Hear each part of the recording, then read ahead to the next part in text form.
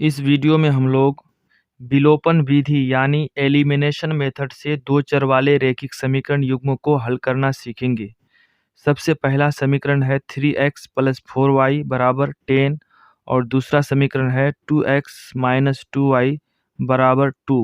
इन दोनों को पहले हम लोग यहाँ पर नीचे में एक बार उतार लेंगे।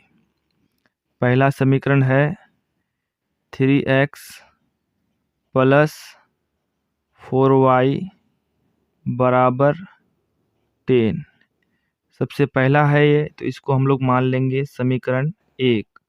दूसरा है 2x माइनस 2y बराबर 2। इसको हम लोग मान लेंगे समीकरण 2, क्योंकि ये दूसरा है। तो पहला समीकरण है यहाँ पर 3x प्लस 4y बराबर 10 और दूसरा समीकरण है 2x माइनस 2y बराबर 2। समीकरण 1 में है चर x और दूसरा है y। समीकरण 2 में भी है चर के रूप में x और दूसरा है y। इन दोनों में से किसी एक को हम लोग गायब कर देंगे, क्योंकि विलोपन का मतलब होता है गायब करना या लुप्त करना। इसीलिए जब भी हम लोग विलोपन विधि से किसी दो चर वाले रैखिक समीकरण युग्म को हल करेंगे तो x या y दोनों में से किसी एक को गायब कर देंगे। यानी दो चर रहेगा तो उसमें से किसी एक चर को हम लोग गायब कर देंगे। x को अगर हम लोग गायब करेंगे तो समीकरण 1 को 2 से गुना करना पड़ेगा और समीकरण 2 को 3 से गुना करना पड़ेगा।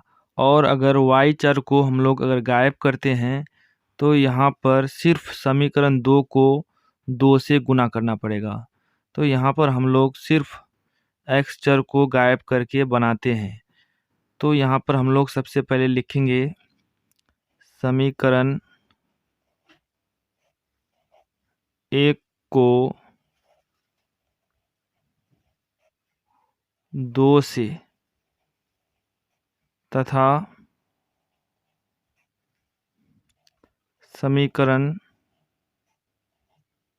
2 को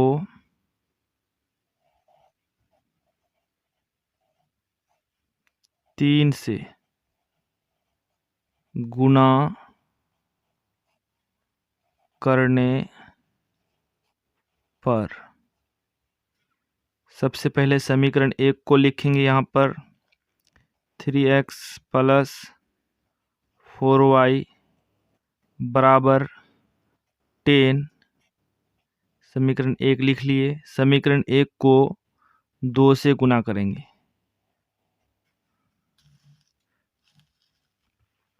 2 से इस पूरे समीकरण को गुना करेंगे तो यहाँ पर हो जाएगा 2 गुना 3 6 और x, यानी 2 को 3x से गुना करेंगे तो हो जाएगा 6x।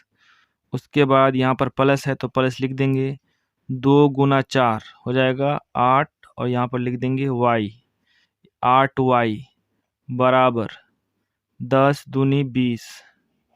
इसको हम लोग लिख देंगे समीकरण 3। उसके बाद लिखेंगे हम लोग समीकरण 2 2x माइनस 2y बराबर 2। ये है समीकरण 2। इसको हम लोग गुना करेंगे 3 से।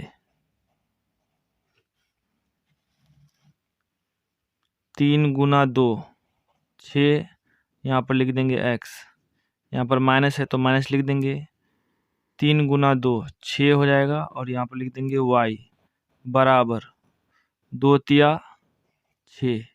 इसको हम लोग लिखेंगे यहाँ पर समीकरण, यहाँ पर पहले हम लोग लिख दिए हैं 3 के बाद यहाँ पर लिखेंगे 4। अब फिर लिखेंगे हम लोग नीचे में यहाँ पर समीकरण 3 तथा 4 को हल करने पर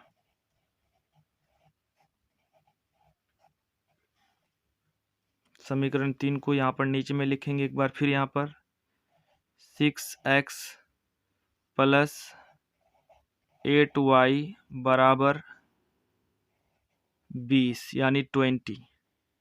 ये हो जाएगा समीकरण 3। अब समीकरण 4 को लिखेंगे यहाँ पर नीचे में 6x माइनस 6y बराबर 6। समीकरण 4। समीकरण 3 में भी है 6x और समीकरण 4 में भी है 6x, जो एक दूसरे से माइनस नहीं होगा, जिस वजह से हम लोग अब यहाँ पर चिन्ह परिवर्तन कर देंगे। यहाँ पर अगर प्लस है तो हम लोग लिखेंगे माइनस, अब माइनस है तो लिखेंगे प्लस, फिर प्लस है तो लिखेंगे माइनस, यानी प्लस रहेगा तो लिखेंगे माइनस, माइनस रहेगा तो लिखेंगे प्लस। प्लस 6x से माइनस 6x जाएगा तो हो जाएगा यहाँ पर 0, यानी ये दोनों कट जाएगा। अब यहाँ पर हो जाएगा प्लस 8y और प्लस 6y बराबर हो जाएगा 14y बराबर 20 से 6 को माइनस करेंगे तो हो जाएगा 14। उसके बाद फिर लिखेंगे यहाँ पर y बराबर 14 है, 14 और y गुना में है, 14 उस पार जाएगा तो हो जाएगा ये बटे में, 14 को 14 से काटेंगे तो हो जाएगा 1, यानी y बराबर हो जाएगा 1। y का मान निकल करके आया है 1। अब इस y का मान को हम लोग समीकरण 1 में या फिर 2 में बैठा देंगे। y का मान समीकरण 1 में रखने पर समीकरण 1 है 3x प्लस 4y बराबर 10। तो सबसे पहले यहाँ पर हम लोग लिखेंगे 3x, उसके बाद फिर लिखेंगे 4 और y आपस में गुना में है तो 4 के बाद हम लोग लिखेंगे यहाँ पर गुना। उसके बाद हम लोग यहाँ पर y का मान लिखेंगे, y का मान है 1, y के बदले यहाँ पर हम लोग लिख देंगे 1 बराबर 10। फिर लिखेंगे यहाँ पर 3x प्लस 4 गुना 1 हो जाएगा 4 बराबर 10। उसके बाद फिर लिखेंगे 10 और ये प्लस है बराबर के उस पार जाएगा तो हो जाएगा -4, यानी प्लस 4 बराबर के उस पार जाएगा तो हो जाएगा -4 और इधर बचेगा सिर्फ 3x।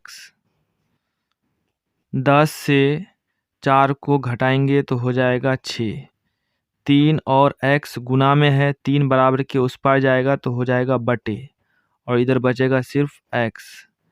3 एकम 3, 3 दूनी 6, यानी x बराबर हो जाएगा 2।